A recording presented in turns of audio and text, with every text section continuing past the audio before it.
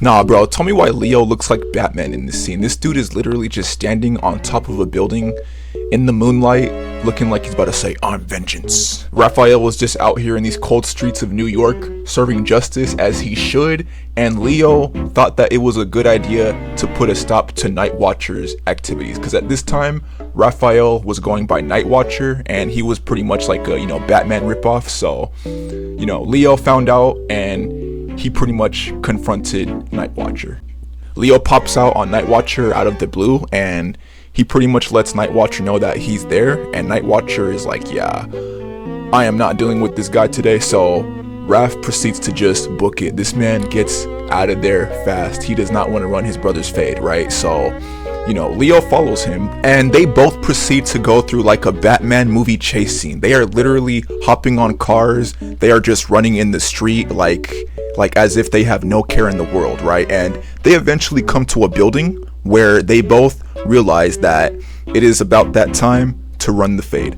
They both realize that the building that they're on is just too high up to jump off of, so they both just immediately start talking crap to each other. Leo is talking to Night Watcher, and he's telling him that, crime should not be handled in the way that he's handling it, and he should go about it a different way. And Night Watcher pretty much tells Leo to fuck off, and he's gonna do whatever he wants. And honestly, Raph was not trying to play no games today. He literally just immediately pulls out his ball and chain weapon and he throws it at Leo, and this is where the fight initiates. However, I don't think Raph was ready for Leo to activate Ultra Instinct, because Leo actually dodges his initial attacks, and at first, Leo is just bobbing and weaving everything. Like, Raph cannot touch this man at all. And if that wasn't bad enough, I guess Leo spent some time in Call of Duty lobbies, because he was talking crazy. He was talking absolutely crazy to Night Watcher. He was pretty much telling him that he's slow as fuck and he can't even touch him even if he was asleep. And if you know Raphael as a character, you would know that his ego is the size of Texas. So him hearing this only made him even more angry. So he puts down his ball and chain and he gets ready to just run hands with Leo, and Leo knows what's up. He also is like, alright, bet, let's run hands then. So Raph charges at Leo and he tries to strike him a few times, but Leo again dodges every single one of them, and he actually counters with his own kick. But Night Watcher also dodges this move, and they just proceed to have like a Mortal Kombat battle. Honestly, at the end of this, I was expecting one of them to just perform a fatality. And you want to know the icing on the cake about all of this? Leo is still trying to give Night Watcher free therapy lessons. He's up here talking about, well, Night Watcher, if you let your anger consume you, it is going to do bad things for you and those around you. Like, dude, you are not Dr. Phil, please. Leo then puts the nail in the coffin and he uppercuts Night Watcher like 10 feet in the air, and this man's legs are just dangling. Like, seriously, that's a fat L on Raphael's part, I'm not gonna lie. Took his mask off and everything in the process. Like, seriously, Leo hit him with the force of like 1,000 stars this day. He dead ass made this man look like he was skydiving out of the air. Like, look at this scene right here. He literally looks like he's about to go lay in bed right now. And honestly, after getting hit like this, I would definitely be laid in bed too.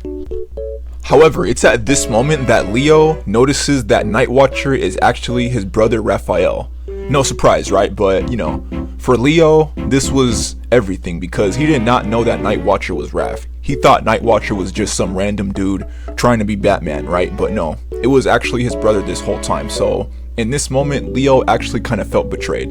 It's at this point that they both start to argue a little bit, and Raph is kind of telling Leo that things were just fine without him and he should have never came home, because Leo just acts smug and he acts like he owns everybody, right?